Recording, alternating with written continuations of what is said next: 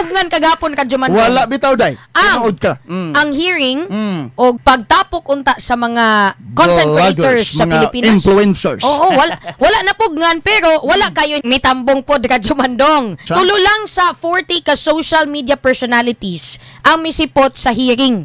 Katong fake news and misinformation hearing. Oh, nya ang nanguna bayani Committee on Public Order and Safety, Committee on Public Information o Committee on Information and Communications Technology kato sila. Representative Dan Fernandez. Oo, mo day gitawag day nga Tri-Committee. Si Representative Benny Abante. Oo, nya speaking of Representative Benny Abante, kay napungot daw siya sa kining usa ka vlogger nga grabe daw ang pangpandaot sa iya ha.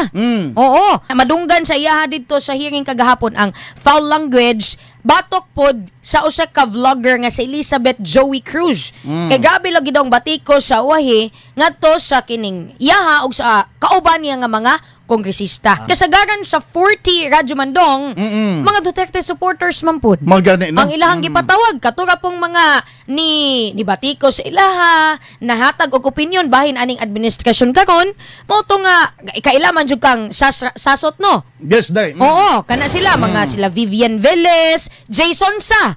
Yes, pila lang na sa 40 ka Jumandong nga ilahang gipatawag nga wa kauyon gumikan kay mga Duterte supporters lahi gagi daw ang agenda nila Representative Benny, nila Dan Fernandez o kining mga naa niini nga komitiba.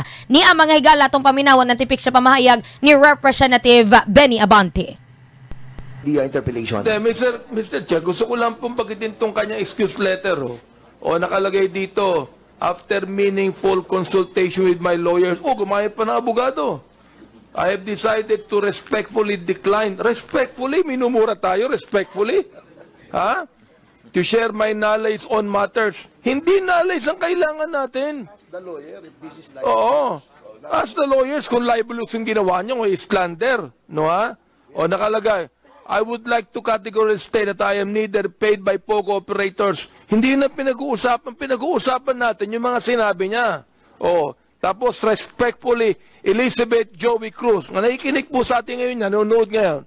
Humarap ka dito, kumatapang ka. Hirap sa iyo, nagbumura ka nang dyan na wala kaming kalaban-laban. Humarap ka dito.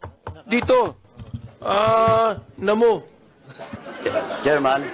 Mr. Chairman. No, wait. Doon ka rin sa straight to the point. Ang pamahayag. Yes, day. Mao to yung tipik sa pamahayag Radyo Mandong.